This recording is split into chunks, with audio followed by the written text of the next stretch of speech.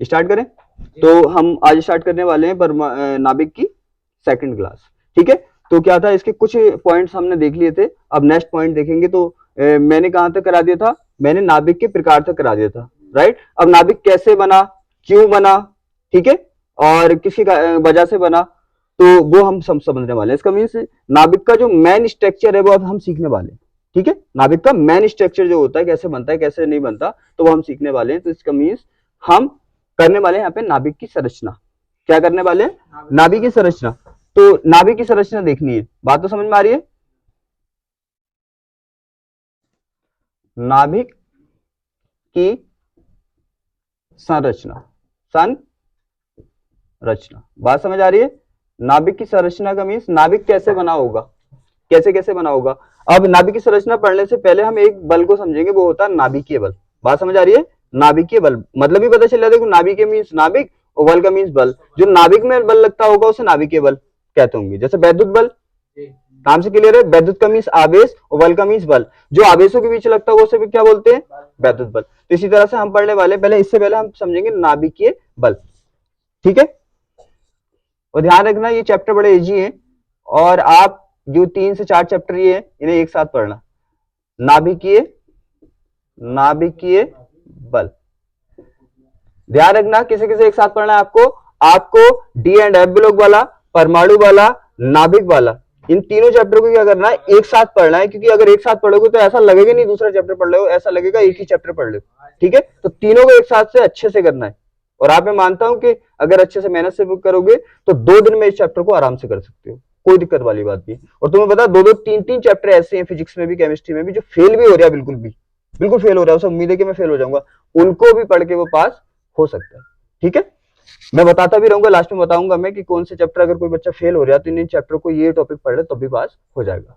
अब देखो क्या बात चल रही है नाभिकीय बल की। नाभिकीय बल मीन्स, देखो नाभिकीय का मीन्स तो नाभिक हो गया, और बल का मीन्स आप जानते हैं, बल तो फोर्स ही होता है ना, तो बल। तो इसका मीन्स ऐसा बल जो कहां पे लगता होगा, नाभिक के अंदर लगता होगा, राइट, नाभिक के अंदर लगता होगा। यहाँ पे इंपॉर्टेंट बात ये सीखनी है आपको कि नाभिक के अंदर रहता क्या है। देखो, आप अच्छे खासे समझदार हैं, बड़े बच्चे, समझाने के बाद समझ में आ जाना चाहिए है, और उसके बाद डेफिनेशन आपको खुद लिख देनी चाहिए। रियलिटी तो ये है, छोटे बच्चे होते हैं उन्हें समझाना पड़ता है कैसे लिखना, तो वो ऐसे ही लिखते हैं बिल्कुल, का खा गा, लिख जाए, तुम्हें तो बताना, फिर लिखना आपकी अपनी लैंग्वेज में। नाभिक ऐसा होता है, ठीक है। यहाँ पे क्या होता है आपको पता है, इसे थोड़ा बड़ा कर लेता हूँ। नाभिक, हमारे पास ये नाभिक है, राइट, क्योंकि आप परमाणु थोड़ी बनाना, नाभिक बनाना है। तो आपको पता है बहुत से क्या होंगे, जैसे मान लो कि हम कर रहे हैं, हम सोडियम का कर रहे हैं, किसका कर रहे हैं, सोडियम का। तो आपको पता है सोडियम का कितना होता है, 11 होता है, और यहाँ पे कितना होता है, 23। बात समझने की कोशिश करना, 23 होता है। ये 3-4 चैप्टर ऐसे आप पास करा देंगे आपको। तो 11 होता है, 23 होता है। अब देखो यहाँ पे समझने की कोशिश करो, हमने कल क्या सीखा था, जेड इज इक्वल टू क्या होता है, पी होता है, सीखा था आपने। तो जेड कितना है यहाँ पे, 11, तो पी प्रोटॉन कितने हुए, 11। ठीक है, बहुत अच्छे से समझने की कोशिश करना। 11 हो गए, प्रोटॉन क्लियर हो गए। आपको ये तो पता है ना, नाभिक के अंदर क्या रहता है, न्यूट्रॉन और प्रोटॉन रहते हैं। तो हमें पता है इस नाभिक के अंदर ये किसका नाभिक है, सोडियम परमाणु का नाभिक। तो सोडियम का नाभिक है, ये तो क्लियर है ना। तो इसमें कितने प्रोटॉन रह रहे हैं, 11 प्रोटॉन रह रहे हैं। अब हमें न्यूट्रॉन भी तो निकालना है, क्योंकि एन भी रहता है इसमें, क्योंकि आपको पता है इसके अंदर कौन रहता है, एन प्लस पी रहता है। यहां तक तो कोई दिक्कत नहीं है। आगे देखो, यहाँ पे आपको निकालने का फॉर्मूला आपको पता है, न्यूटन का डायरेक्टली फॉर्मूला भी मैंने यूज करा है, याद करो। ध्यान रखना, ये वाला फॉर्मूला जो होता है अपना, ए माइनस जेड होता है ना, ए माइनस जेड, ये इंपोर्टेंट फॉर्मूला है, अभी हम इसका यूज करेंगे।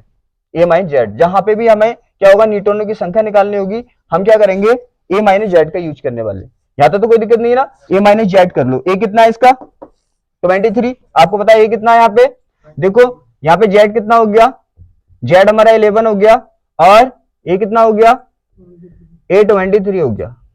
यहां तक तो कोई दिक्कत नहीं है। आपको पता है ए की वैल्यू कितनी है, 23, और यहाँ पे हमारा जेड कितना है, 11। फाइनली कितना बचा होगा, 12 बचा होगा। इसका मीन्स इसमें न्यूट्रॉन कितने रह रहे हैं, 12। समझने की कोशिश करना मैं क्या समझाना चाह रहा हूं। यहाँ पे इस नाभिक के अंदर कितने, 12 न्यूट्रॉन रह रहे हैं। इसका मीन्स 12 न्यूट्रॉन होंगे। मैं 2-4 ही बना के दिखा रहा हूँ, ठीक है, बाकी आप बना सकते हैं बस समझाने के लिए। कितने होंगे ओवरऑल, ये 12 होंगे, ठीक है। अब यहाँ पे 11 क्या होंगे, प्रोटॉन होंगे। 11 क्या होंगे, प्रोटॉन होंगे। देखो इस पॉइंट को समझना, मैं कुछ बना रही हूँ ठीक है, बाकी आप कभी सोचो कि 11 या 12 तो बना ही नहीं, मैं बस समझाने के लिए आपको बता रही हूँ और आपको बनाना है, ठीक है। जितने बन सक रहे हैं मैं बना रही हूँ, बाकी आपको बनाना है। यहाँ पे देखो ये ठीक है, क्या होंगे इसके अंदर, जितने में से मैंने बना दिए, लेकिन होंगे कितने, न्यूट्रॉन होंगे 12 और प्रोटॉन होंगे 11। ये पॉइंट क्लियर है। अब अपने माइंड से सोचो, अपने माइंड से सोचो कि प्रोटॉन प्रोटॉन एक साथ रह रहे हैं, बड़ी अजीब बात है, नहीं समझ आया। कूलाम ने क्या बोला था, कूलाम ने क्या बोला था, कूलाम ने बोला था प्लस प्लस का दुश्मन है, यही तो बोला था। क्योंकि वो क्या होता है, प्लस वाला प्लस से बच के निकलता है।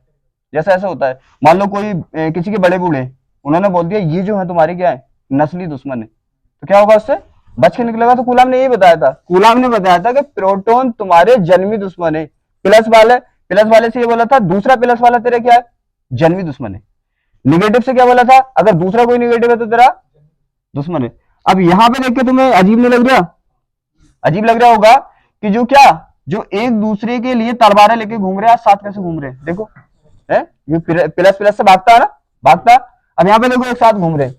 तो जैसे जनरल लाइफ में सोचो, या किसी में बहुत बड़ी दुश्मनी है, ठीक है, एक दूसरे के क्या है, एक दूसरे को दुश्मन है बहुत बड़े, कुछ दिनों बाद अगर वो कंधे पे हाथ डाल के घूमे तो कैसा लगेगा, अजीब लगेगा कि यार ऐसा कैसा हो गया, ये तो दुश्मन है, आज कंधे पे हाथ डाल के कैसे घूम रहे हैं ये देखो बिल्कुल वही कंडीशन यहाँ पे प्रोटॉन प्रोटॉन के पास कभी आता नहीं है, लेकिन यहाँ पे कंडीशन ये एक साथ रह रहे हैं, क्यों, उसका रीजन क्या है, ठीक है, उसका रीजन है नाभिकीय बल, नाभिकीय बल। जैसे मैं कभी कभी यहाँ पे कहता हूं, यहाँ पे मैं ये कहता हूं ना कि जितनी भी तुम्हारी ये एक्टिन है या ओवर एक्टिन है, से क्या रख के आओ, बाहर रख के आओ, यहां चलेंगे तो मेरे रूल चलेंगे। तो ऐसे ही यहाँ पे नाभिकीय बल ने बोला कि तुम्हारी दुश्मनी है या दोस्ती है, वो यहाँ पे बात की बात है, अगर मेरे अंदर यहाँ पे रहना नाभिक के अंदर, तो एक दूसरे से क्या रहना पड़ेगा, मिलजुल के रहना पड़ेगा, चाहे प्लस प्लस है चाहे माइनस माइनस है।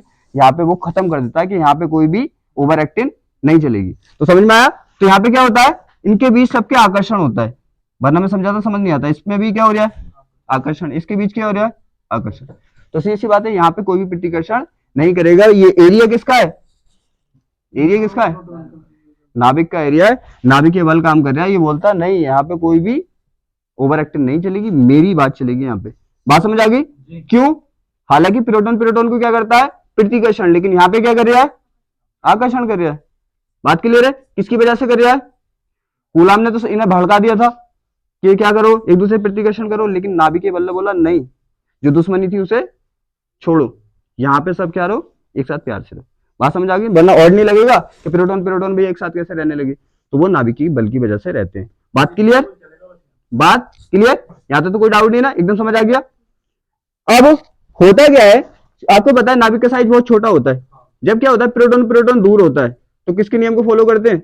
अब एक बात बताओ, मेरे पास यहाँ पे पढ़ लो तो सबको एक साथ रहना पड़ेगा अच्छे से। अब निकलने के बाद यहाँ से चाहे तुम लड़ भी सकते हो, उसमें तो मेरा कोई रोल नहीं है। इसी तरह से अगर नाभिक के अंदर ही रहेगा पास पास, तो क्या करेंगे, एक दूसरे से प्रतिकर्षण करेंगे, नहीं आकर्षण करेंगे। नाभिक से निकलने के बाद क्या कुछ करें उससे मतलब नहीं है। बात समझ आ गई। तो यहाँ पे ये रूल होता है, यहाँ पे जो नाभिकीय बल होता है उसकी वजह से यहाँ पे नाभिक के अंदर इन सब में क्या लगता है, आकर्षण लगता है, ना कि प्रतिकर्षण। पॉइंट क्लियर हो गया होगा, ठीक है ना, यहाँ पे कोई डाउट नहीं है। अब देखो क्या होता है, इसे क्या बोलते हैं अपने नाभिकीय बल, नाभिकीय बल। अब देखो क्या लिख सकते हैं, अब एक बात बताओ, ये सब इसी जगह पे बंधे हुए, इसी जगह पे बंधे हुए ना, तो इन्हें कोई बांधे हुए है ना, अरे बंधे हुए ऐसे तो होते हैं, जैसे मान लो किसी चीज को तुमने बांध दिया तो वहां से जा नहीं सकती, बंधी होगी, नहीं बंधी होगी तो वहां से भाग सकती है ना। तो अभी देखो ना ही न्यूट्रॉन ऐसे जाएगा ना ही प्रोटॉन, तो इसका मीन्स यहाँ पे नाभिक में क्या है, ये बंधे हुए। तो कौन बांध के रख रहा है, नाभिकीय बल। बात क्लियर है। अगर नाभिकीय बल की डेफिनेशन लिखे तो क्या लिखेंगे, नाभिक के अंदर वह बल जो न्यूट्रॉन प्रोटॉन को बांधे रखता है, ठीक है, उसे नाभिकीय बल कहते हैं। क्या लिख सकते हैं हम इसकी डेफिनेशन, नाभिक के अंदर, नाभिक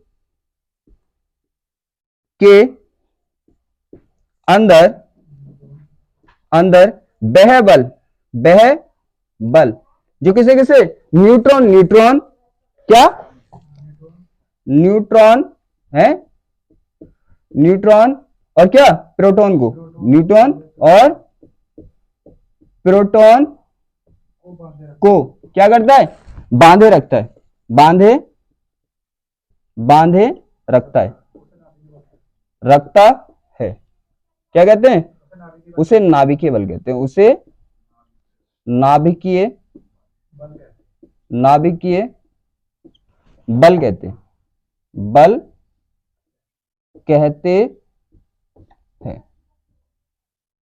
यहां तक कोई दिक्कत? तो ये किसकी डेफिनेशन है हमारे, नाभिकीय बल, नाभिकीय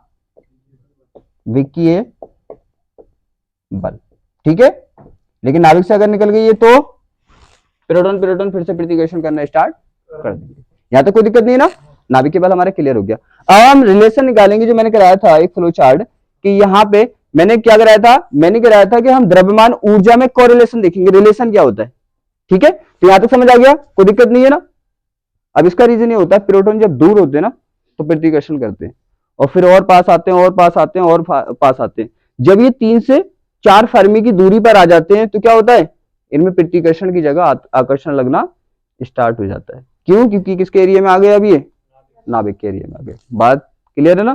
तो नाभिकीय बल क्या होता है, बहुत कम एरिया में काम करता है, बहुत कम एरिया में काम करता है, क्योंकि तुम्हें पता है नाभिकीय बल ओनली नाभिक में ही काम करेगा, नाभिक से बाहर निकले तो काम करना बंद कर देगा। यहां तक पॉइंट क्लियर है, ठीक है। अब हम करेंगे इसका नेक्स्ट टॉपिक, जिससे क्वेश्चन न्यूमेरिकल भी बनता है। क्या बनता है उससे, न्यूमेरिकल भी बनता है, ठीक है, इसे नोट करो। यहां तक समझ आ गया। अब हम करने वाले हैं क्या, द्रव्यमान ऊर्जा में संबंध, ठीक है। इस टॉपिक को अच्छे से समझना, द्रव्यमान ऊर्जा में संबंध, द्रव्यमान और किसमें, द्रव्यमान ऊर्जा में संबंध,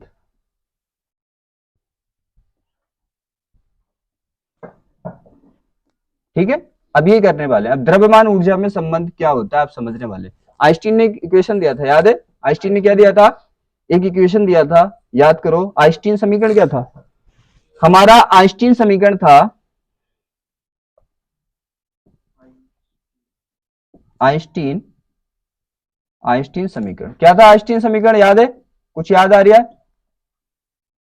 आइंस्टीन समीकरण, आइंस्टीन समीकरण क्या था, E बराबर एम सी स्क्वायर, राइट। आपको पता है E और M में क्या कोरिलेशन निकला, E क्या है आपको पता है, E क्या है यहाँ पे, अरे पता नहीं E क्या है, E ऊर्जा है, E क्या है हमारी ऊर्जा, और M क्या है यहाँ पे, M क्या है, M है द्रव्यमान, द्रव्यमान, और C आपको पता है प्रकाश की चाल, क्या है, प्रकाश की चाल। यहां तो कोई डाउट नहीं ना। अब देखो यहाँ पे E और M में क्या कोरिलेशन निकला है, इसे समझना है आपको, क्या करना है, इसे समझना है। E आपको पता है, E क्या है, यहाँ पे सामने दिख रहा है E अनुक्रमानुपाती है M के। इसका मीन्स क्या हुआ, इसका मीन्स ये हुआ, अगर किसी का द्रव्यमान ज्यादा होगा तो उसके अंदर ऊर्जा ज्यादा होगी, ठीक है। द्रव्यमान ज्यादा होगा तो ऊर्जा क्या होगी, ज्यादा होगी। द्रव्यमान कम होगा तो ऊर्जा कम होगी। बात क्लियर है ना, अरे बात क्लियर है। जैसे मान लो खली का द्रव्यमान है बहुत ज्यादा है ना, वो कोई छोटा सा इंसान ले लो, उसका द्रव्यमान क्या है, बहुत कम है, तो खली के अंदर ऊर्जा ज्यादा है और उसके अंदर कम होगी। तो सीधी बात है, जनरल से भी सीख सकते हैं आप कि द्रव्यमान ज्यादा तो ऊर्जा ज्यादा होगी। यहाँ तक कोई दिक्कत नहीं होनी चाहिए। हम कंपेयर करते हैं, देखो स्टेबिलिटी की कंपेयर करना है सिकारियों में, स्टेबिलिटी देखेंगे कौन सा नाभिक ज्यादा स्टेबल है, कौन सा नाभिक कम स्टेबल है। स्टेबल तो समझ में आ रहे हो, समझ में आ रहे हो स्टेबल क्या होता है। जैसे मान लो किसी काम करके तुम बिल्कुल रिलैक्स हो, बिल्कुल एकदम रिलैक्स हो, तो इसका मीन्स क्या है, आप स्टेबल हो। जैसे पेपर, एग्जाम का पेपर देके आए और आपका पेपर बहुत अच्छा हो गया, तो क्या होगा, बिल्कुल माइंड शांत होगा, तो इसका मीन्स स्टेबल होगा, है, तुम स्टेबल हो गए। स्टेबल का मीन्स समझ रहे हो ना, कि अपनी कंडीशन से एकदम रिलैक्स रहना स्टेबल कहलाता है। अब क्या होगा, पेपर खराब हो गया तो नींद नहीं आएगी पूरी रात, क्यों, क्योंकि क्या हो गया, अनस्टेबल हो गए, हैं। पेपर अगर ज्यादा अच्छा हो गया तो भी क्या होगा, तो भी रात को नींद नहीं आएगी, तब भी क्या हो गए, अनस्टेबल हो गए। इसका मीन्स क्या होगा, मतलब माइंड अगर जितना काम करना चाहिए उससे ज्यादा कर रहा है या उससे कम कर रहा है तो अनस्टेबल हो गया, ठीक है। ऐसे यहाँ पे देखो नाभिक की बात करने वाले, माना यहाँ पे हमारा क्या है, हमारे पास दो नाभिक है, क्या है हमारे पास, दो नाभिक है, राइट। अब दो नाभिक है, मान लिया फॉर एग्जाम्पल के लिए मान ले यहाँ पे कि इसका द्रव्यमान 10.178 कुछ भी मान लो, 10 मान लो, कभी नंबरिंग में आपको यहाँ पे डिसबैलेंस हो, छोड़ो इसे, यहाँ पे मान लो 10 AMU मान लिया, AMU, इसका मान लो 5 AMU, 5 AMU। अब मुझे बताओ किस नाभिक की ऊर्जा ज्यादा होगी? आपको पता है द्रव्यमान इसका ज्यादा है, द्रव्यमान ज्यादा होता है तो ऊर्जा, क्योंकि आपको पता है द्रव्यमान ऊर्जा क्या होते हैं, एक दूसरे के अनुपाती होते हैं। क्लियर? तो ये वाला क्या है, इसमें ऊर्जा क्या होगी, ज्यादा, और इसमें ऊर्जा क्या होगी, कम। अगर माना इसका द्रव्यमान, इसकी ऊर्जा E1 और इसकी ऊर्जा क्या मान लो, E2, तो कौन सी ऊर्जा ज्यादा होगी, E1 बड़ी होगी E2 से। कोई दिक्कत? क्लियर है? क्लियर है ना यहाँ पे पॉइंट? अब देखो एक चीज और समझो, अब स्टेबल कौन सा ज्यादा होगा, कौन सा नाभिक ज्यादा स्टेबल होगा, कौन सा, E1 वाला ज्यादा होगा। तुम खुद सोचो, अगर तुम पे 10,000 रुपये आ जाए अचानक, तो क्या होगा, तुम इतने अनस्टेबल हो जाओगे, क्या करूं, कपड़े लेके आऊं, जर्सी लेके आऊं, जैकेट लेके आऊं, क्या लेके आऊं, है अनस्टेबल हो गए। तो ज्यादा होना भी क्या होता है, अनस्टेबल कर देता है।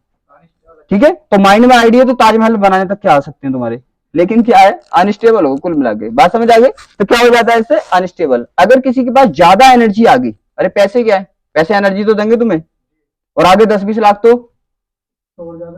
हो सकता है कोई फ्लाइट में इधर उधर चक्कर लगा दो 2-4। तो सीधी सी बात है, जितने ज्यादा होंगे इतने अनस्टेबल होता है। इसका मीन्स ये वाला अनस्टेबल का मीन्स नहीं समझ रहे, कभी तुम कपड़े लेके आओगे, कभी फोन लेके आओगे, कभी कुछ लेके आओगे, तो क्या है, रुके हुए नहीं हो एक जगह। स्टेबल का मीन्स होता है अपनी पोजीशन पे एकदम शांत रिलैक्स हो तुम, तो वो स्टेबल है। अगर तुम भागा दौड़ी कर रहे हो इधर उधर तो अनस्टेबल है। तो ये वाला नाभिक क्या है, अनस्टेबल, और ये वाला स्टेबल। यहां तक कोई डाउट नहीं ना, यहां तक क्लियर है? ठीक है, तो क्या होता है, हम कह सकते हैं कि नाभिक अगर क्या होगा, अधिक द्रव्यमान वाले नाभिक क्या होते हैं, ज्यादा अस्थायी होते हैं। द्रव्यमान अगर अधिक होगा तो नाभिक क्या होंगे, अस्थायी होंगे। एग्जाम में क्वेश्चन नहीं पूछता इससे, लेकिन आपको ये चीजें पता होनी चाहिए, क्योंकि जो पूछने वाला है वो अब लगने वाला है, जो पूछने वाला है वो अब लगने वाला है। ये तो समझ में आ गया क्या होता है, ऊर्जा क्या होती है, नाभिक की ऊर्जा, या हम कह सकते हैं ऊर्जा द्रव्यमान की क्या होती है, अनुकिरमानुपाती होती है। तो हम लिख सकते हैं पॉइंट को कि द्रव्यमान क्या होता है, ऊर्जा द्रव्यमान के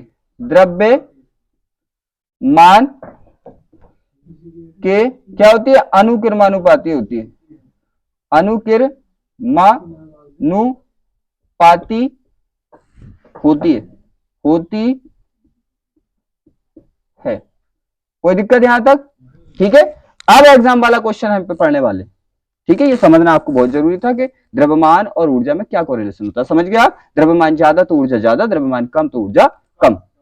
ठीक है, इसको नोट करो। अब हम समझने वाले हैं, ये तो समझ लिया, अरे द्रव्यमान ऊर्जा संबंध तो समझ में आ गया, अरे द्रव्यमान ऊर्जा संबंध तो समझ रहे, देखो यही तो संबंध आ रहा है, द्रव्यमान अगर बढ़ेगा तो ऊर्जा बढ़ेगी, द्रव्यमान घटेगा तो ऊर्जा घटेगी। मैंने लाइन भी लिख दी, ऊर्जा द्रव्यमान के अनुपाती होती है। ठीक है, इसे जल्दी नोट करो। अब करने वाले हम मेन पॉइंट, जहां से न्यूमेरिकल पूछा जाता है, सबसे मेन पॉइंट, क्योंकि द्रव्यमान क्षति से, बंधन ऊर्जा से, इससे न्यूमेरिकल ही पूछता है। तो क्या करना है, अब वही टॉपिक करने वाले, इसको क्या करो, आप नोट करो। अब देखो करना है हमें इंपोर्टेंट पॉइंट, जिसको हम बोलते हैं क्या, संबंध। समझ आ गया, संबंध समझ आ गया। अब हमें संबंध तो करना है, लेकिन द्रव्यमान क्षति के रूप में करना है। करना संबंधी है ऊर्जा द्रव्यमान में, अब भी क्या करना है, अब भी आपको संबंध ही करना है, इसीलिए मैंने ये रफ नहीं किया। लेकिन करना किसके रूप में, द्रव्यमान क्षति के रूप में। अब पहले समझेंगे आप द्रव्यमान क्षति को। द्रव्यमान क्षति क्या होती है, देखो ऐसा होता है, जैसे मान लो कि हमारे पास एक नाभिक है, ये क्या है, एक नाभिक है, यहाँ पे ना एक नाभिक है, यहाँ पे देखो, ये हो गया। ठीक है, अब यहाँ पे क्या होंगे, अगर मैं मल्टीप्लाई करके बताऊंगा तो आपको लॉन्ग लगेगा एकदम। ठीक है, तो मैं क्या होगा, फॉर एग्जांपल में मास और बता दूंगा। ठीक है ना, अब यहाँ पे क्या होगा, यहाँ पे माना कि इसके अंदर अभी जो एग्जांपल लिया था हमने, प्रोटॉन कितने हैं इसके अंदर, सोडियम का नहीं लिया था, अरे 11 Na23 ये लिया था ना, तो प्रोटॉन 11 और न्यूट्रॉन कितने यहाँ पे, कितने, 12 ये थे ना।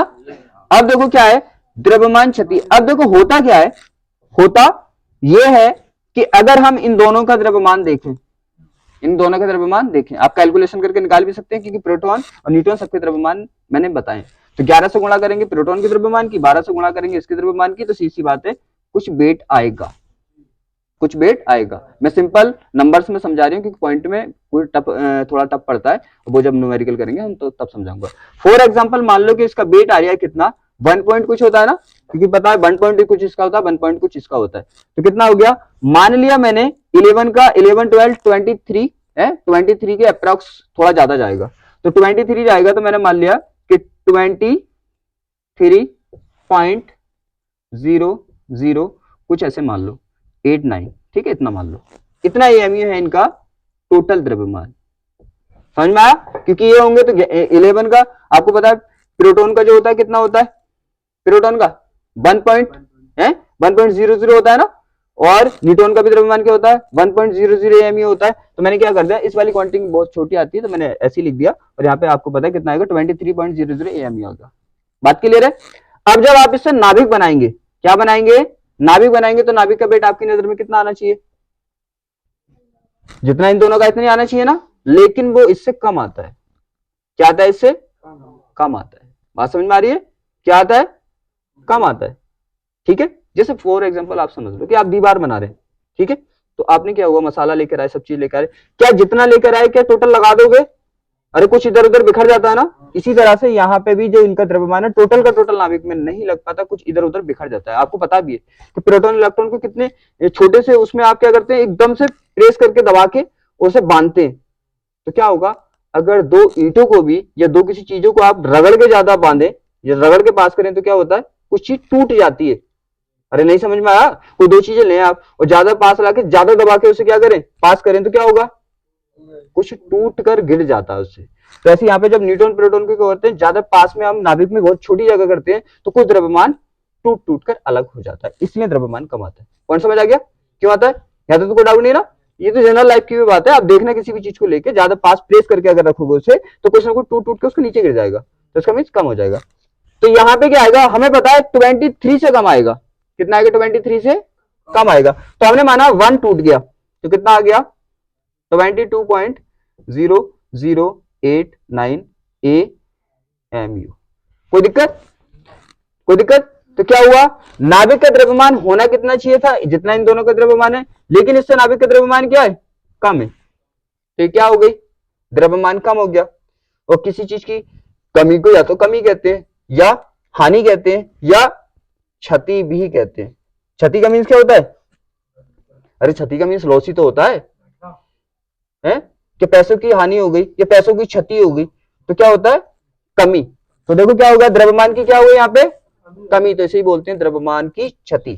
क्या बोलते हैं, द्रव्यमान क्षति। ठीक है, यहां से शॉर्ट क्वेश्चन डेफिनेशन में पूछ लेता है, क्या द्रव्यमान क्षति, क्या पूछता है, द्रव्यमान क्षति। बात समझ में आ गई, द्रव्यमान क्षति क्या है? भाई सीधी सी बात है, आपको पता है जो नाभिक का द्रव्यमान होता है वो क्या होता है, न्यूट्रॉन और प्रोटॉन के कुल द्रव्यमान से कम होता है। देखो भाई, नाभिक का जो द्रव्यमान है वो न्यूट्रॉन प्रोटॉन का कुल द्रव्यमान इतना तो बैठा है, इससे क्या है, कम है। इसी को क्या बोलते हैं, द्रव्यमान क्षति बोलते हैं, है ना, सिंपल।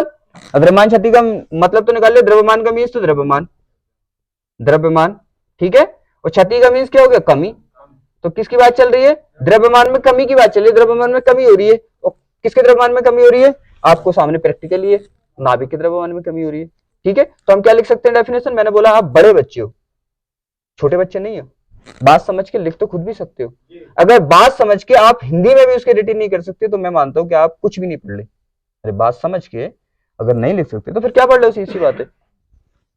इंग्लिश में हो सकता है मिस्टेक हो जा क्योंकि आपको स्पेलिंग ना आती हो, लेकिन हिंदी में तो लिख सकते हो। तो क्या लिखेंगे हम, नाभिक तथा, क्या लिखेंगे, नाभिक, नाभिक का द्रव्यमान, द्रव्यमान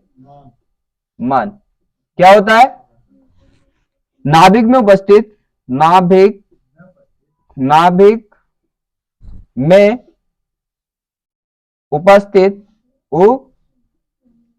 उपस्थित, नाभिक में उपस्थित न्यूट्रॉन, न्यूट्रॉन व प्रोटॉन, प्रोटॉन, प्रोटॉन के कुल द्रव्यमान, कुल द्रव्यमान, द्रव्यमान से क्या होता है, कुछ कम होता है। कम होता है आप लिख सकते हैं, कुछ कम हो सकता है, कोई दिक्कत नहीं, इतने समझदार हैं आप। क्या होता है, कुछ कम इसलिए लिख रहे हैं, थोड़ा कम होता है, ज्यादा कम भी नहीं होता, तो कम भी लिख दोगे आप, कोई दिक्कत नहीं है। से कुछ कम होता है, कम होता होता है, है? और दोनों में क्या है, इस द्रव्यमान के अंतर को ही क्या बोलते हैं, द्रव्यमान क्षति बोलते हैं। ठीक है, द्रव्यमान के द्रव्यमान के इस अंतर को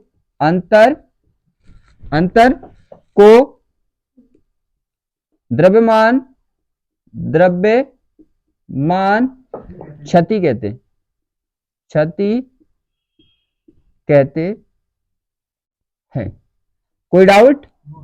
ठीक है, बिल्कुल सिंपल है, कोई दिक्कत नहीं है। इसे दिखाते हैं डेल्टा एम से। किससे दिखाते हैं, डेल्टा एम से।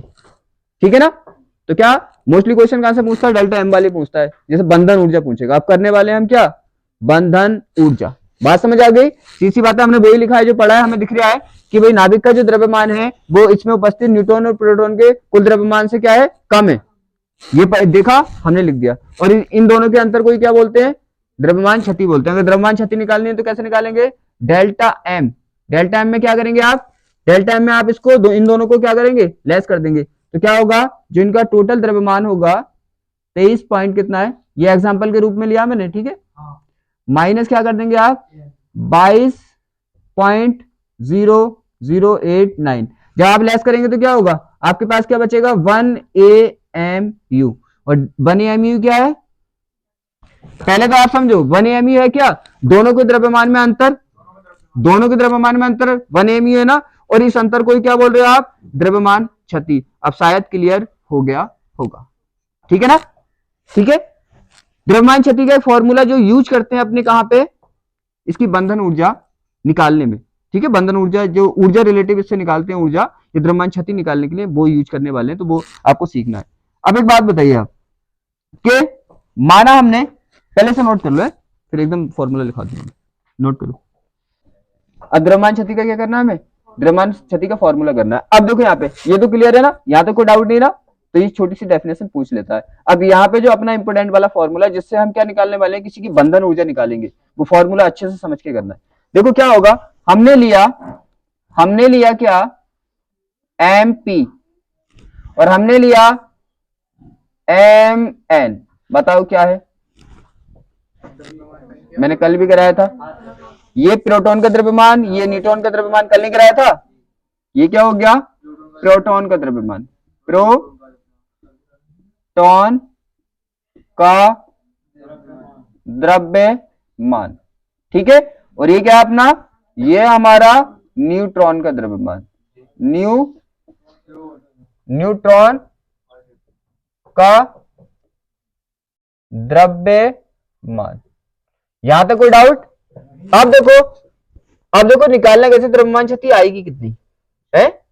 अब आपको पता है कि यहां पे हम ये देखें, ध्यान समझना इस पॉइंट को, क्योंकि ये फॉर्मूला यूज करना आपको अच्छे से। हमें ये पता है कि हमारे पास ये नाभिक है, क्या है, हमें पता कि हमारे पास नाभिक है। और आपको पता है कि किसी का फॉर्मूला किससे देते हैं, हम इस तरह से देते हैं, कुछ ऐसे करके, यहाँ पे Z होता है, यहाँ पे A होता है। अरे किसी का भी नाभिक है, उसके परमाणु का फॉर्मूला तो आप ऐसे देंगे ना, इसी से तो पता चलेगा ना कितने न्यूट्रॉन है कितने प्रोटॉन है। तो आपको पता है यहाँ पे न्यूट्रॉन कितने होंगे, आपको पहले प्रोटॉन निकालना है, प्रोटॉन कितने होंगे, Z के बराबर होंगे, कोई दिक्कत नहीं ना। आपको पता है न्यूट्रॉन कितने होंगे, आपको पता है A - Z होंगे, यहां पे भी कोई दिक्कत नहीं होनी चाहिए, ठीक है। बात क्लियर है ना, अरे यहां तक तो क्लियर है।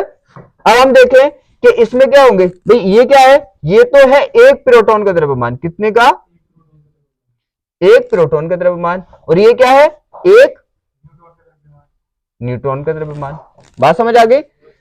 अगर माना कि एक इंसान का वेट 60 kg है, तो 10 इंसान का वेट कितना होगा, आप क्या करेंगे, 60 से मल्टीप्लाई करते, अरे मल्टीप्लाई करते ना। तो अगर एक का द्रव्यमान, एक प्रोटॉन का द्रव्यमान कितना है, आपको ये क्लियर है कि मल्टीप्लाई करके निकलेगा, ठीक है ना। ध्यान रखना, अगर एक का दिया है और तुम्हें ज्यादा का निकालना है तो क्या करते हैं हमेशा, मल्टीप्लाई। और ज्यादा का दिया है कम का निकालते हो तो डिवाइड। याद करने का भी तरीका, मल्टीप्लाई करते हो तो नंबर क्या होता है, बढ़ता है, डिवाइड करते हो तो नंबर घटता है। याद रहेगा ना। देखो यहाँ पे, तो यहाँ पे होगा अगर एक का द्रव्यमान इतना है प्रोटॉन का, तो प्रोटॉन है कितने, जेड के बराबर है। तो जेड क्या है, प्रोटोनों का नंबर है, प्रोटोनों का नंबर है। तो टोटल प्रोटोनों का द्रव्यमान कितना हो जाएगा, जेड इंटू एम नहीं हो जाएगा। ये क्या है, ये कुल प्रोटोनों का द्रव्यमान होगा। ये क्या होगा, कुल प्रोटोनों का क्या, द्रव्यमान।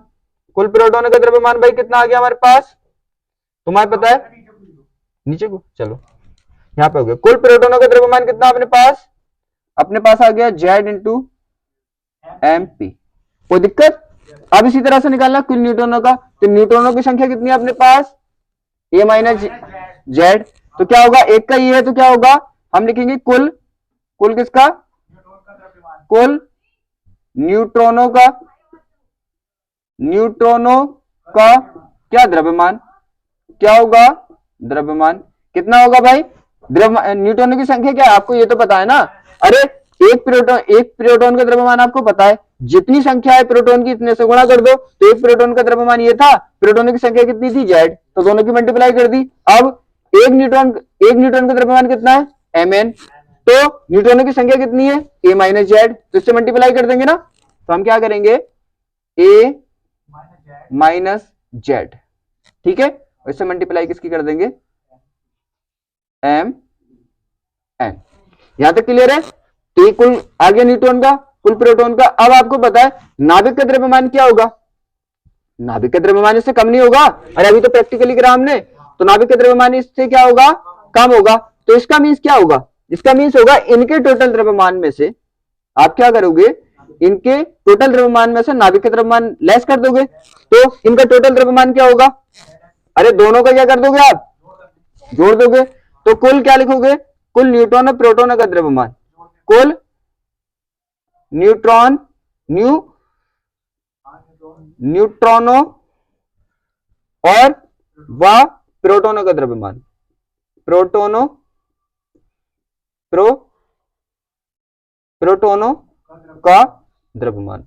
अब निकालें न्यूट्रॉन, जितने भी न्यूट्रॉन है जितने भी प्रोटॉन है टोटल निकाल लें। तो क्या कर दोगे, इसको और इसको क्या कर दोगे आप, ऐड कर दोगे। तो यहां पे क्या आ जाएगा, बराबर Z into M P plus क्या आ जाएगा यहाँ पे, A minus Z into M N.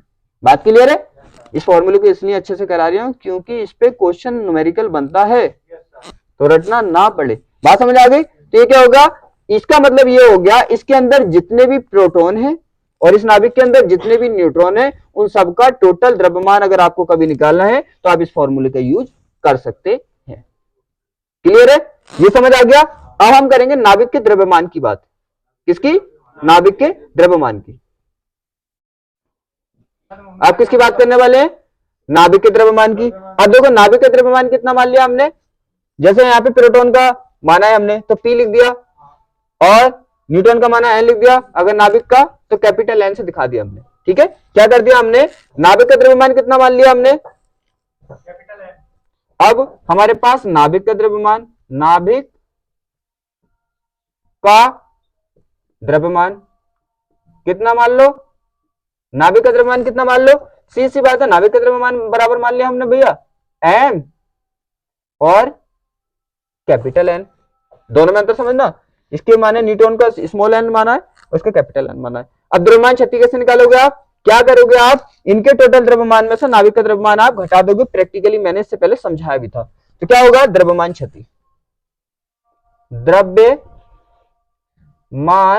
क्षति, द्रव्यमान क्षति क्या होती है, डेल्टा एम।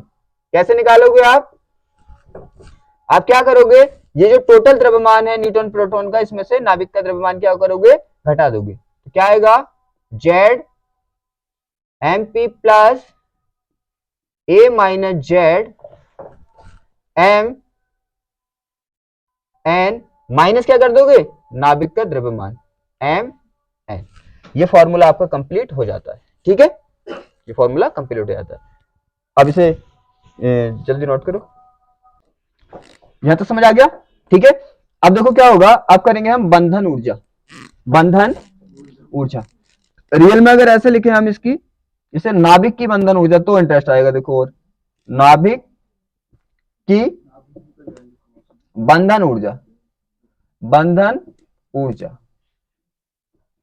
अब तुम्हें पता है, अगर यहाँ पे बंधन ऊर्जा तो पता नहीं चल रहा किसकी बंधन ऊर्जा की बात चल रही है, हम किसकी बात चल रही है, नाभिक की बंधन ऊर्जा, ये नाभिकीय बंधन ऊर्जा भी कह सकते हो। अब देखो बात पहचानो, बंधन का मीन्स होता है बंधन या रक्षाबंधन। तो क्या होता है बंधन का मीन्स, एक दूसरे से बंधना, उसे कहते हैं बंधन, बंधन नहीं कहते। तो बंधन मीन्स क्या होता है, बंधना। हाँ, क्या जोड़ना या बंधना है, बात तो एक ही है। अरे बंधेगा तो जुड़ा ही तो रहेगा, बंधना, तो बंधना। अब ये क्या होगी, ऊर्जा। इसका मीन्स क्या होगा, यहां पे हम किसी को बांधेंगे, क्या करेंगे, बांधेंगे, और जैसे ही आप बांधेंगे तो ऊर्जा निकलेगी, तो उसी कहते हैं बंधन ऊर्जा। बंधन ऊर्जा का मीन्स बांधने में जो ऊर्जा मिल रही है, अब खर्च हो रही है या उत्पन्न हो रही है, वो अभी अपने देखने वाले, राइट। बात समझ आ गई। बंधन ऊर्जा का मीन्स क्या होता है, हम किसी को बांधते हैं, और आपको पता है यहाँ पे किसे बांधते हो, आप किसे बांधते हो, न्यूट्रॉन प्रोटॉन को बांधते हो नाभिक में, ठीक है। तो उसमें कुछ ऊर्जा क्या होती है, उत्सर्जित होती है। अब समझो यहाँ पे कि यहाँ पे हमारे पास नाभिक है, हमारे पास क्या है, नाभिक है। नाभिक में क्या कर रहे हैं आप यहाँ पे न्यूट्रॉन को भी क्या कर रहे हैं, न्यूट्रॉन को प्रोटॉन को क्या कर रहे हैं, इसमें न्यूट्रॉन को प्रोटॉन को बांध रहे हो, ठीक है, बांध रहे हो ना। तो इसमें बांधने में आपको पता है, जब बांधोगे तो क्या होगा, क्या होगा, बांधोगे तो क्या होगा, अभी पढ़ा था हमने, जब बांधोगे आप तो कुछ द्रव्यमान क्षति होगी। बांधने में क्या होता है, अरे एक के बाद एक काम होता है ना। पहले क्या होगा, आपका एग्जामिनेशन फॉर्म भरा गया होगा, फिर उसके बाद आप पेपर देंगे, ठीक है, फिर उसके बाद आपका रिजल्ट आएगा। तो क्या होता है, काम फ्लो में होता है। तो बंधन ऊर्जा ऐसे थोड़ी एकदम आई होगी, पहले आपने इसको बांधा होगा, बांधने में द्रव्यमान क्षति हुई होगी, फिर उससे ऊर्जा मिली होगी। तीनों स्टेप समझ आ गए, ठीक है। तो पहले क्या किया आपने, इन्हें बांधा, बांधने में क्या होती है, आप पढ़ चुके हैं, द्रव्यमान की क्षति होती है, द्रव्यमान क्षति होती है। अब ये द्रव्यमान क्षति जो होती है, आपको हमने पढ़ा था किसका, आइंस्टीन का समीकरण, क्या, द्रव्यमान ऊर्जा से रिलेटिव होता है, ऊर्जा से रिलेटिव होता है। अब यहाँ पे द्रव्यमान क्षति हो गई, माना इस नाभिक में न्यूट्रॉन प्रोटॉन को जोड़ने में कितने द्रव्यमान क्षति हो गई, अपने निकाल चुके हैं, डेल्टा एम से दिखाते हैं, डेल्टा एम द्रव्यमान क्षति हो गई। अब ये द्रव्यमान गया कहां, अरे सोचने वाली बात तो ये है कि भाई आपने क्या किया, नाभिक बनाया, अब नाभिक का द्रव्यमान इतना बैठ नहीं रहा, इतना द्रव्यमान कम बैठ रहा है, तो द्रव्यमान गया कहां, सोचने वाली बात है ना, कि भाई हमारे पास क्या नाभिक है, क्या हमारे पास नाभिक है, नाभिक में है क्या, न्यूट्रॉन और प्रोटॉन है, सीधी बात है। अब हमने देखा कि इसका द्रव्यमान जो नाभिक का है इनके से कम है, तो वो द्रव्यमान कहां गया, कहां गया, सोचो, क्योंकि यहां पे तो है नहीं वो, तो यहां से कहीं गया हुआ है। वो आपने, आइंस्टीन ने यही बताया था कि द्रव्यमान ऊर्जा के रूप में कन्वर्ट हो सकता है, कन्वर्ट हो जाता है। बात समझ आ गई। तो ये द्रव्यमान कहां पे गया, ऊर्जा के रूप में कन्वर्ट हो गया, बदल गया, ठीक है ना, बात समझ में आ रही है, क्या हो गया, ऊर्जा के रूप में ये द्रव्यमान कन्वर्ट हो गया। तो जितने द्रव्यमान की क्षति हुई थी, इतना द्रव्यमान ऊर्जा बन गया। जब ऊर्जा बना होगा तो, ऊर्जा बना होगा तो क्या होगा, क्या हुई होगी, ऊर्जा, ऊर्जा निकली होगी, क्योंकि आपको पता है द्रव्यमान निकला था, तो ऊर्जा भी क्या हुई होगी, निकली होगी। अगर द्रव्यमान जुड़ता तो ऊर्जा भी, क्योंकि जहां जहां द्रव्यमान जाएगा उसके पीछे पीछे वहां ऊर्जा भी जाएगी। बात समझ आ रही है, कि जहां जहां द्रव्यमान जाएगा वहां वहां ऊर्जा है, कोई दिक्कत वाली बात नहीं है। बात समझ आ गई। तो क्या हुआ, यहाँ पे द्रव्यमान चला गया, निकल गया, तो ऊर्जा भी निकल गई। अब हमें हमें ये समझ नहीं आ रहा है कि हम बताएं कैसे, मैं तुम्हारी बात कर रही हूँ, तो हम कैसे बताएंगे उसको बताएंगे हम आइंस्टीन के समीकरण से। क्या, आपके पास द्रव्यमान, ध्यान रखना, द्रव्यमान होता है, चाहे क्षति हो, चाहे कमी हो, चाहे बड़ा हो। अरे बढ़ गया 2 किलो द्रव्यमान, तो क्या उसको द्रव्यमान नहीं कहोगे, द्रव्यमान ही कहोगे। घट गया द्रव्यमान, तो क्या उसे द्रव्यमान नहीं कहोगे, जो द्रव्यमान है उसे भी द्रव्यमान ही कहोगे। तो इसका मीन्स ये भी क्या है, द्रव्यमान ही तो है। तो आइंस्टीन ने सीधा सा इक्वेशन दिया है कि E बराबर क्या होगा, E बराबर क्या होगा mc²। ये तो दिया है। उसने बोला यहां पे देखो, अगर इसे जनरल फॉर्म में लिखे तो क्या लिखेंगे इसको, इसको बिल्कुल जनरल फॉर्म में, जो आप गलती ना करें। यहां पे होगा ऊर्जा, ऐसी तो होगा, यहां पे होगा द्रव्यमान, द्रव्यमान, और यहां पे क्या होगा प्रकाश की चाल, प्रकाश की चाल, और प्रकाश की चाल के क्या कर देंगे आप स्क्वायर। ठीक है, देखो इससे गलती नहीं होगी आपसे कभी भी। इससे गलती हो सकती है, आप ये सोच सकते हैं कि यहाँ पे तो एम लगता है, डेल्टा एम तो लगता ही ना, तो डेल्टा एम कैसे लगा दें। बात समझ आ रही है ना। तो ये वाला एक्यूरेट है। जो भी द्रव्यमान है आपके पास, चाहे वो निकला हो, चाहे वो कम हुआ हो, चाहे वो बड़ा है, कुछ भी हुआ है, आपको तो पता है यहाँ पे जो भी है द्रव्यमान रख दो, यहाँ पे सी का स्क्वायर कर दो। बात क्लियर है। तो यहाँ पे क्या होगा, अब बात समझ आ गई। पहले क्या किया आपने, प्रोटॉन न्यूट्रॉन को जोड़ा, जोड़ने में क्या होगा, कुछ द्रव्यमान बाहर निकल गया नाभिक से, और वो द्रव्यमान नाभिक से बाहर निकल के ऊर्जा में बदल गया, और ऊर्जा भी वहां से बाहर निकल गई। बात क्लियर है। अब देखो क्या होगा, अगर निकाले हम क्या, इसकी बंधन ऊर्जा का फॉर्मूला क्या होगा, तो इसकी बंधन ऊर्जा जो होगी वो फॉर्मूला होगा E इज इक्वल टू, देखो ऊर्जा तो E होती है, अब द्रव्यमान कितना निकला है यहाँ पे डेल्टा एम, तो आपको तो पता है घटा है निकला है कुछ भी हुआ है, आपको तो यहाँ पे द्रव्यमान रखना है। तो हमारे पास कितना द्रव्यमान है डेल्टा एम, कोई दिक्कत।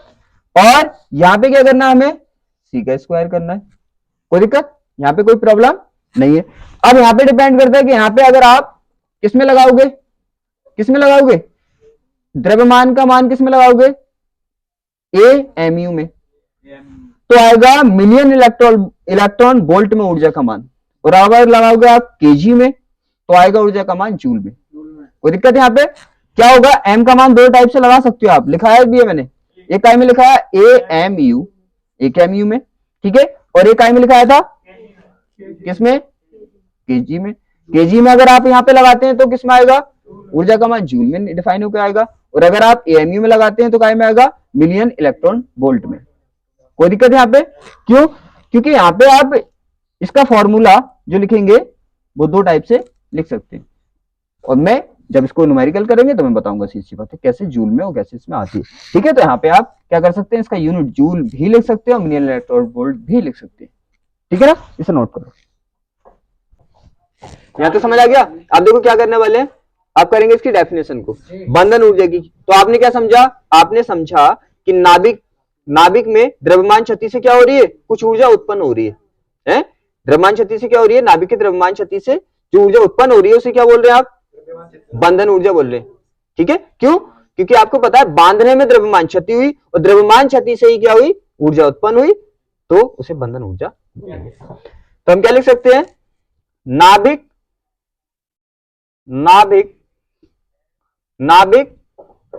में द्रव्यमान क्षति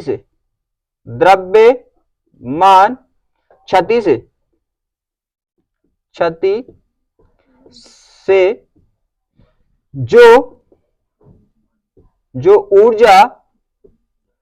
ऊर्जा उत्पन्न होती है, क्या होती है, उत्पन्न होती है,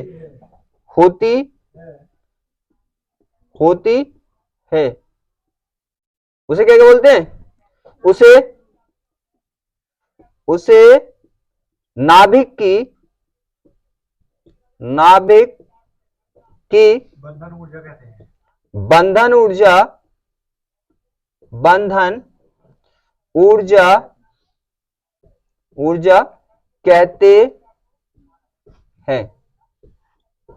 ठीक है, बंधन ऊर्जा कहते हैं। ठीक है, आप ऐसे भी लिख सकते हैं, नाभिक में द्रव्यमान क्षति से उत्पन्न जो ऊर्जा उत्पन्न होती है उसे नाभिक की बंधन ऊर्जा कहते हैं। अगर वो पूछेगा खाली बंधन ऊर्जा तो आप ये भी लिख सकते हैं, भाई मैंने तो क्लियरिटी से लिखा है एकदम, और अच्छा क्लियर रहे, नाभिक की बंधन ऊर्जा कहते हैं। अगर आप लिखना चाहें बंधन ऊर्जा कहते हैं तो बंधन ऊर्जा भी खाली आप बोल सकते हैं। लेकिन क्या है, मेरी डेफिनेशन ये बिल्कुल अलग है, क्योंकि बुक्स में और देखो अजीब सी डेफिनेशन दे रखी है, बिल्कुल समझ नहीं आ रही कि अनंत दूरी को ले जाने के लिए ये पता नहीं चल रहा है कि क्या बोलना चाह रही है वो। तो हमें तो पता है, हमें तो सीधी सी बात पता है कि क्या हो रहा है, नाभिक में द्रव्यमान क्षति हो रही है और उसी से क्या हो रही है, ऊर्जा उत्पन्न हो रही है, उसे बंधन ऊर्जा कह रहे हैं, बात खत्म। इसका फॉर्मूला क्या होता है, इसका फॉर्मूला आपको पता है क्या होगा, बंधन ऊर्जा बंधन ऊर्जा। बंधन ऊर्जा ई बराबर क्या होगा आपको पता है, बराबर डेल्टा एम सी स्क्वायर। यहां तो समझ आ गया। अब देखो क्या होगा, हम सी की यहाँ पे क्या कर देंगे, वैल्यू को पुट कर देंगे, तो उसके बाद हमें फाइनल बचता है। अगर हम फाइनल निकालेंगे, इससे निकालना चाहे आप इससे भी निकाल सकते हैं, सीधी बात है, केजी में लगा के निकाल सकते हैं, कोई दिक्कत वाली बात नहीं है। लेकिन यहाँ पे हम जो निकालेंगे वो किस में निकालेंगे, हम निकालेंगे यहाँ पे, हम इसके लिए ये वाला फॉर्मूला यूज कर लेते हैं, delta M into 931 M E V. ठीक है, इसमें कोई दिक्कत ही नहीं है। क्या करना है आपको, बस यहाँ पे क्या करना है, यहाँ पे एएमयू में इसकी वैल्यू लगानी है, 931 से मल्टीप्लाई कर देनी है, मिलियन इलेक्ट्रॉन वोल्ट में आ जाएगा। बाकी जब हम न्यूमेरिकल करेंगे तो मैं बताऊंगा, सी बात है, नोट करो इसे।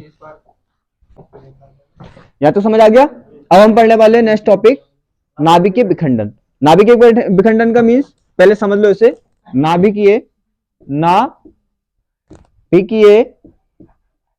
नाभिकीय विखंडन, विखंडन।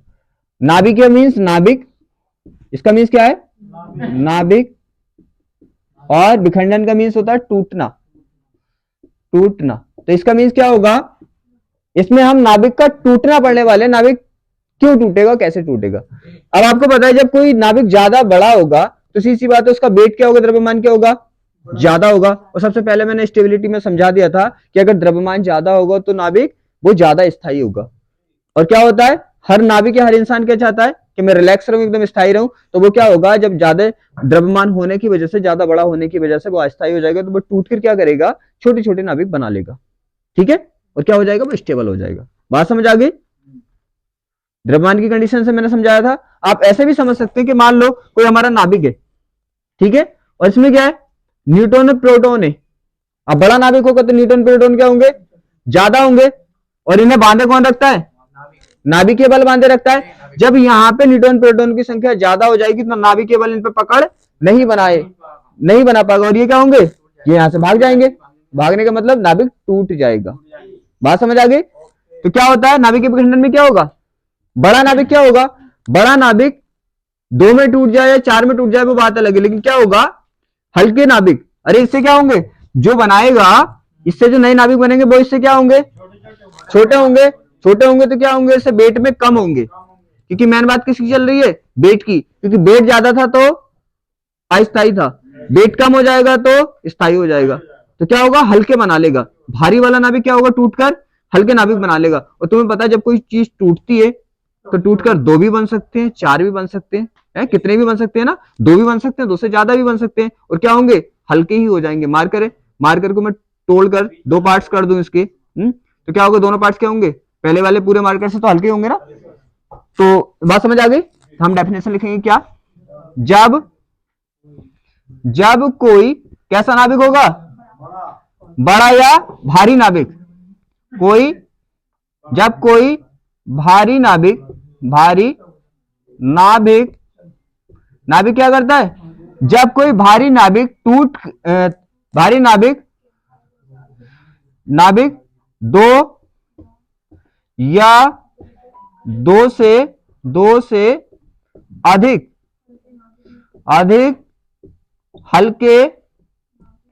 हल्के नाभिकों में टूटता है। इसे क्या बोलते हैं, इसे नाभिकीय विखंडन कहते हैं। इसे या इस प्रक्रिया को नाभिकीय विखंडन कहते हैं।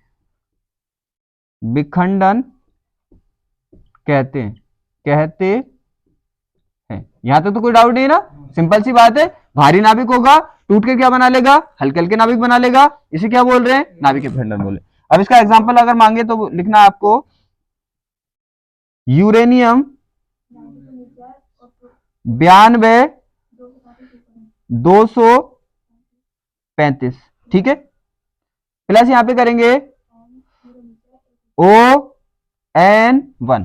देखो नाभिक क्या करेंगे, जब नाभिक को तोड़ेंगे ना हम, क्या करेंगे, जब नाभिक को तोड़ेंगे तो तोड़ने के लिए कुछ ना कुछ चीज की जरूरत पड़ेगी। जैसे आप तोड़ लें किस चीज को, तो किसका यूज कर रहे हैं, हथौड़ी का यूज कर रहे हैं, तो उससे तोड़ लें। तो यहाँ पे ऐसे नाभिक को तोड़ने के लिए हम न्यूट्रॉन का यूज करते हैं। किसका यूज करते हैं, न्यूट्रॉन का। क्या करेंगे, न्यूट्रॉन इसके नाभिक पे मारेंगे, जब न्यूट्रॉन इसके नाभिक पे मारेंगे तो नाभिक क्या होगा, टूट जाएगा।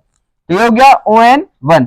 फिर यहां पे बना हमारा VA 56 144 plus KR 36 89 plus 3 ON1, ठीक है, ON1। और प्लस क्या होगी यहां पे, ऊर्जा। बात समझ आ गई, यहां तक तो कोई दिक्कत नहीं है ना। अब देखो क्या हुआ, ये बड़ा भारी नाभिक था, इसने टूट के क्या बना लिए, छोटे छोटे नाभिक बना लिए। उसे क्या बोल रहे, नाभिक के विखंडन बोल रहे। ये बिल्कुल इजी है, कुछ दिक्कत वाली बात नहीं है, बस डायरेक्ट आप याद कर सकते हैं, इसे नोट करो। अब देखो एक डेफिनेशन और पूछता है, छोटी सी, ज्यादा बड़ी नहीं है वो भी, वो होता है नाभिकीय संलयन। क्या होता है, नाभिकीय संलयन, संलयन। देखो नाभिकीय का मीन्स तो आपको पता, नाभिक होता है, सीधी सी बात है।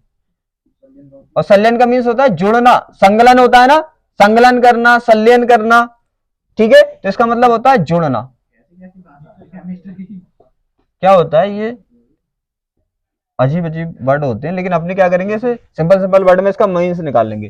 तो नाभिक का मीन्स तो नाभिक हो गया, नाभिक का मीन्स नाभिक हो गया, संलयन का मीन्स होता है जुड़ना। तो इसका मीन्स यहाँ पे नाभिक क्या होंगे, देखो नाभिक यहाँ पे जुड़ेंगे, वहां पे नाभिक क्या हो रहे थे, टूट रहे थे। तो नाभिक के संलयन में नाभिक जुड़ेंगे तो क्या होगा, यहाँ पे क्या होगा, छोटे छोटे नाभिक जुड़कर, अरे तुम्हें पता है भारी चीज टूटेगी तो टूटने के बाद हल्की हल्की बनेगी, और हल्की चीज जुड़ेगी तो भारी चीज बनेगी। इसमें इतनी सोचने वाली बात थोड़ी है। तो क्या होगा, यहाँ पे छोटे छोटे नाभिक क्या होंगे, जुड़कर एक भारी नाभिक बना लेंगे, उसे क्या बोलते हैं, नाभिकीय संलयन। तुम्हें पता है नाभिक के जुड़ने को ही नाभिकीय संलयन बोलते हैं। तो हम क्या लिखेंगे, जब दो या दो से अधिक, अब तुम्हें पता है जोड़, आप जोड़ दो को भी सकते हैं, चार को भी सकते हैं, कितनों को भी जोड़ सकते हैं ना, तो दो जोड़ सकते हैं, दो से अधिक जोड़ सकते हैं। तो जब दो या दो से अधिक, दो से अधिक कैसे नाभिक, अधिक हल्के नाभिक, हल्के नाभिक क्या करते हैं, नाभिक क्या करते हैं, जोड़कर, डायरेक्ट लिख दोगे तो और अच्छा है, जोड़कर क्या करते हैं, जोड़कर भारी नाभिक, भारी नाभिक बनाते हैं, नाभिक, नाभिक बनाते बनाते हैं। इस क्रिया को क्या बोलते हैं, इसे नाभिकीय संलयन कहते हैं, इसे नाभिकीय संलयन कहते हैं, नाभिकीय संलयन कहते हैं, संलयन कहते हैं। कोई दिक्कत, बिल्कुल सिंपल सा, समझ आ गया होगा। यहाँ पे देखो एग्जाम्पल भी पूछता है, उसका एग्जाम्पल यहाँ पे लिखना है, 1H2 plus 1H2 arrow 1H3 plus 1H1, ठीक है, प्लस 4.0 MeV, ठीक है। ये क्या है, हमारी ऊर्जा है। अब यहाँ पे क्या हुआ, समझ आ गया ना, यहाँ पे क्या हुआ, वहां पे बड़ा नाभिक टूटकर छोटे छोटे नाभिक बना लिया दो, और यहाँ पे दो छोटे छोटे नाभिक ने जुड़कर बड़ा नाभिक बना लिया। आप पहचानोगे कैसे, आपको पता है, ऊपर नंबर अगर बढ़ गया ना है, तो इसे क्या बोलते हो आप, इसे तो बोलते हो परमाणु भार। अरे ये नंबर ज्यादा तो भार, और ये नंबर कम तो भार कम, तो आप भार तो इससे पहचान सकते हो। देखो ये कम के भार के थे, और जुड़कर क्या बना रहे हैं, इन दोनों से तो ज्यादा भार है ना इसका, ये हो गया। तो यहां तक समझ आ गया, यहां तक तो कोई दिक्कत नहीं है ना। अब क्या करें, हम इस क्लास को यहीं पे क्लोज कर दें, और कल क्या करेंगे हम, कल बस छोटा सा टॉपिक रह गया इसका, रेडियो धर्मिता, तो वहां पे वो समझाने के बाद हम न्यूमेरिकल भी कल करेंगे, ठीक है।